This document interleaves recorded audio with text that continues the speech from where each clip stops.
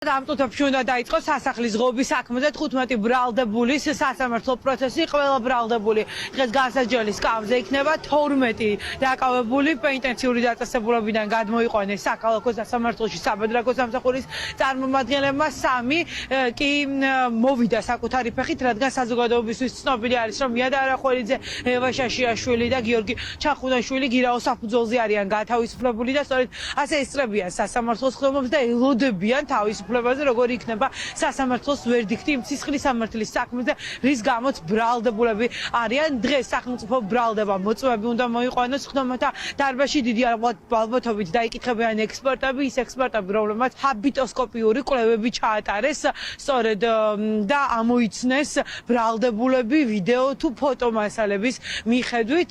ჩვენ ცოტა ხნის წინ გია ჩახუნაშვილს ვესაუბრეთ, ექიმი ამბობს, რომ მისთვის საინტერესოა მოწვევების გამოკითხვა არ არის, რადგან როგორც თავად გვეუბნება, მას კითხვის ნიშნის ქვეშ არასდროს არ დაუყენებია საპროტესტო აქციაზე დგომა. რაც შეეხება ადვოკატებს, უფლებადამცველების თქმით, ყველაზე მეტად მათ აინტერესებთ, რას იტყვიან ხდომათა დარბაზში ის ექსპერტები, რომლებმაც სასახლის ღობის ექსპერტიზა ჩაატარეს. დაკავების პირველი დღიდანვე მე არაფერი არ დამიმალია, იქ ვიყავი.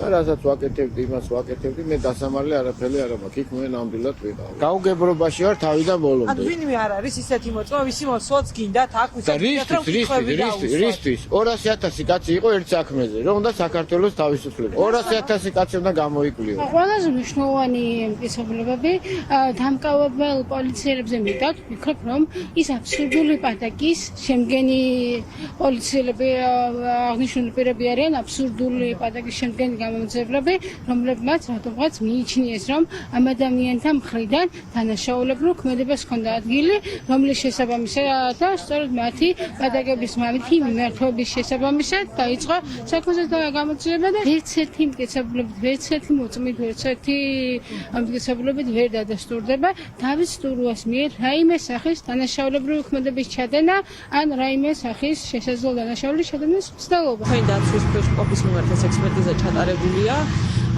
ექსპერტიზის დასკვნით მოხდა პირის იდენტიფიკაცია და ჩვენ არ უარყოფთ იმას, რომ ბატონი ჯანდრი იმყოფებოდა აქციაზე, შესაბამისად ამ შემთხვევაში ეს ექსპერტიზა არაფერს არ გვაძლევს, გარდა იმისა, რომ აქციაზე იმყოფებოდა პიროვნება.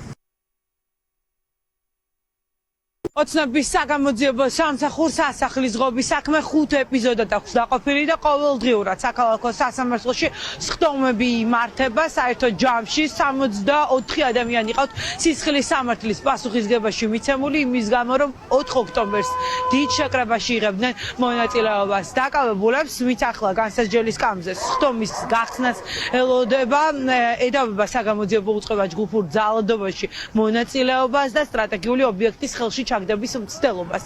დანაშაულის დამტკიცების შემთხვევაში მათ 6 წლამდე პატიმრობა ემუქრებათ.